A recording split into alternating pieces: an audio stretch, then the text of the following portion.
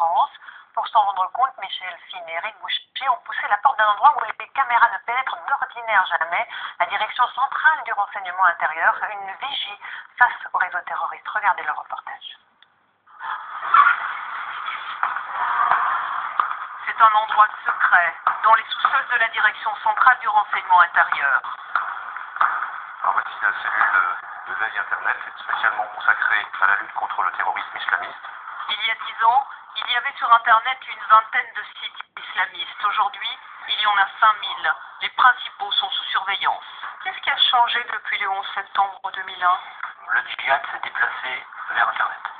C'est-à-dire que le djihad qui était essentiellement sur le terrain, les champs de bataille irakiens, depuis 2003-2004, tout s'est déplacé sur Internet.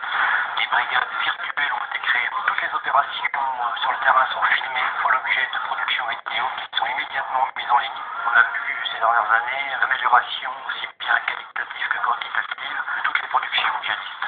On ne compte plus les sites qui expliquent comment fabriquer des bombes à partir de produits de consommation courante. Des sites sur lesquels s'était formé par exemple l'auteur des attentats de Marrakech. 17 morts, dont 8 Français. Autre découverte sur Internet, ce formulaire téléchargeable, 50 pages, pour recruter un candidat au djihad. Donc on a son comportement général, s'il est bon ou mauvais, et son recrutement est censé aboutir à un souhait de mourir en martyr. Aujourd'hui, les choses ont changé. C'est-à-dire que les gens ne se connaissent pas. Ils font connaissance par l'intermédiaire de sites à travers une idéologie partagée, apprise sur ces sites, et se proposent de commettre des attentats ici ou là sans se connaître. Depuis 2005, 1 million de messages ont été échangés sur les principaux forums islamistes. C'est un petit peu le jeu du chat à la souris. Voilà, ils savent pertinemment qu'on suit leurs messages sur les forums.